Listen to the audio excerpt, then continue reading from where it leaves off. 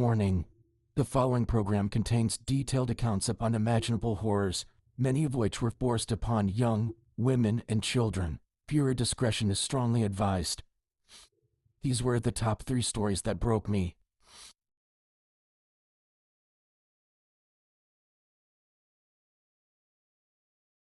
The newest drop of millions of Jeffrey Epstein documents basically prove that this is in fact the case. I've covered this in extensive detail in the past, and while I won't go through everything, I will just give a brief overview of the pre-existing evidence. Firstly, Jeffrey Epstein explicitly and boastfully stated to many prominent scientists his intention to turn his Santa Fe, New Mexico ranch into a place where up to 20 women could be impregnated with his sperm and, quote, seed the human race with his DNA. He talked about this over years and years and years, and actually cultivated relationships with people who were experts in the field of genetics and ran companies. One of these is Anne Wojcicki, who ran 23andMe, one of the most notable DNA testing companies. Epstein also tried to make his own genetic testing company called Southern Trust. He wasn't very good at naming companies, and the objective of the Southern Trust was to screen out undesirable characteristics in one's own DNA so that when one had children, those undesirable genetic characteristics were not passed on. The financials around that company are extremely shady. The New York Times reported that the company made about $200 million in revenue in its first 5 years, although where that money came from is anyone's guess. In addition to that, a victim of Jeffrey Epstein testified under oath that she had seen a photo of Ghislaine Maxwell, Jeffrey Epstein's longtime girlfriend, pregnant. Most compellingly, perhaps in 2005 and 2007, Ghislaine Maxwell, according to leaked emails late last year, sent detailed instructions to Jeffrey Epstein for the collection of sperm during a fertility procedure. All of those pieces of evidence, I think, make it quite plausible that Jeffrey Epstein did have children,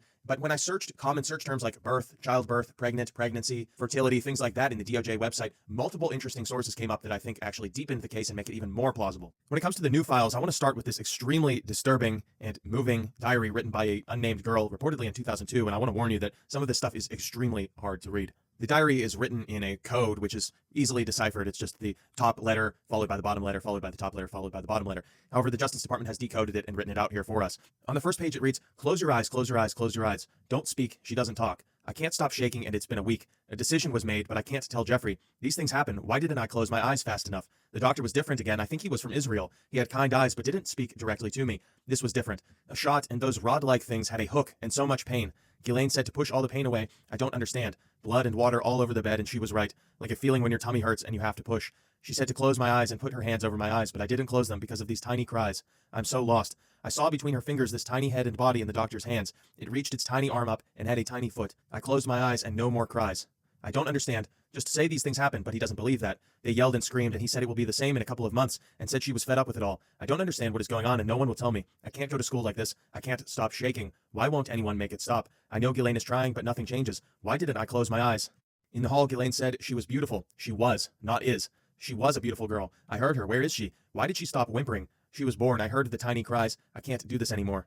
This page has a poem called Stillborn with the still in the word stillborn crossed out. In the top right-hand corner, sort of pasted on there like a scrapbook, it says, "My heart is breaking." In the next page, it says, "He was right. A couple months and 2 pink lines with a hold on being with others until after it was positive. I want to die. Why didn't she protect me? As long as I'm wearing what you want, there's no respect for me as a human. I'm nothing but your property and incubator. You only trust me when I am under your complete control. I will never trust another man, ever. I am the only one who provides and sacrifices everything. I give and give out of terror, and you take all of me. You need me to continue, keeping us all connected." The next page has a clipping that says, "Unlike drugs, a woman's body can be sold over and over." It reads, "This is not surprising, but there is no such thing as a prostitute. They are children and cannot consent. They are missing the biggest in my own backyard, and so many more, like Mar-a-Lago, where I see Mr. Joe and Miss Anne." The next page has a clipping from an article that ran in National Geographic called 21st Century Slaves, and in code, beneath it reads, "Please release me from this torture and hell." The following page reads, "Controlled all by Jeffrey all the time. Get away from it all and go to New Mexico? What in the hell? This makes no sense. What about school? Behind the scenes, he is now controlling everything when it used to be Ghislaine who some days acts like she hates me. Secrets of all of them. I'm tired of keeping this secret. I know people are wondering, but I can't tell. I'm exhausted. Broken promises. I don't understand why she is treating me on some days like I'm the enemy, but then we lay in bed together and she is how she used to be, warm. He makes her feel my tummy and it's so sad and confusing. Superior gene pool? Why me? It makes no sense. Why my hair color and eye color? That feels very Nazi-like. But in thinking about these stupid, insane theories he has, I guess in his mind it makes sense. The piano and music comments are made to convince me this is right and we will create perfect offspring, he calls them. I don't think it works that way and it's making me hate playing altogether. Piano or viola, I'm starting to resent them both. I miss the person I was before I was made into what feels like a human incubator. My friend, whose name is redacted, realized much of everything and came to get me out of Mary's. She made me leave all things of value on the bed. She put all my belongings..." And viewer discretion is advised. So this file seems to be from a law firm sending this information into investigators. I believe it would be the FBI, or it says up there the U.S. Attorney's Office, in 2020 before Ghislaine Maxwell's trial in an attempt to provide evidence. And basically they said that they are representing a girl, a young Israeli girl who was trafficked to Maxwell and Epstein and was then trafficked to a number of adults through the Epstein network. You can see, just if you pause and read some of this, she was sexually abused and trafficked to people at parties at a fancy rich house in New York City. She said that the owner of this house was named Jeffrey. He had big fat eyebrows and curvy hair. Then there was a woman at the fancy rich house who seemed very important and in charge. That's probably Ghislaine. And yes, the child victim, who was only a few years old, remembers being raped by multiple men at the fancy rich guy's house. I mean, you just have to pause this and read some of this. It's really horrific. This part absolutely broke me, though. So this screenshot is attached to this document, and it is from a CSAM video. This was sent in to the authorities, and they are saying that this young girl, this victim, remembered being molested on a turquoise blue couch near a window. And they said that this CSAM video, which they've identified, it resembles this victim, it resembles this story. And I mean, it's just horrific. That is the upper torso of a man mid-rape as he rapes a child and films it. These people are fucking sick. And they provide more context, more images, so that authorities can compare the young girl to the girl seen in the turquoise blue couch video still. But this image up top was so graphic and disturbing that it's fully censored from this document. Let me just read this to you right here. The photo shows a girl, her face visible, who looks prepubescent with medium-length dark hair. Several Caucasian men are holding the girl's legs spread open. Her vagina is visible and gashed, and there is blood coming out. In the photo's foreground, a man with a white shirt appears to be inserting his hand or something into her vagina. A round imprinted symbol of some kind is visible on the girl's leg on the underside of her left thigh. In the photo's right-hand corner, there is an arm with a green shirt visible. An arm holds the girl's knee in the air.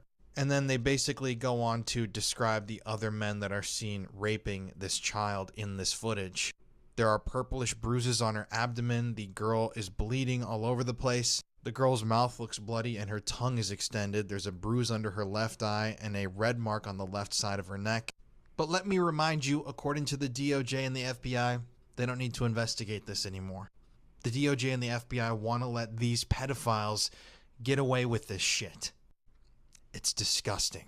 I don't think any of us were. It seems to confirm a certain quote-unquote conspiracy theory involving Wayfair. Now, if you don't remember this controversy, Wayfair is a major American company specializing in home goods, furniture, decor, and housewares, and you can buy all the stuff off their website. Some people had noticed that some of the products on the website had outrageous prices, like for example, $10,000 to $12,000 for a cabinet. These products also had female names. This controversy started to get really viral when people found out by typing the SKU numbers of these products into the Russian search engine Yandex, it returned images of missing people. And so this is when people thought that Wayfair was truly involved in trafficking. That is when the fact checkers were released from the toilets and sewers they reside in to make sure no truth had gone out. They said this was just a glitch, that this was a glitch in the search engine that returned such results for any random string of numbers.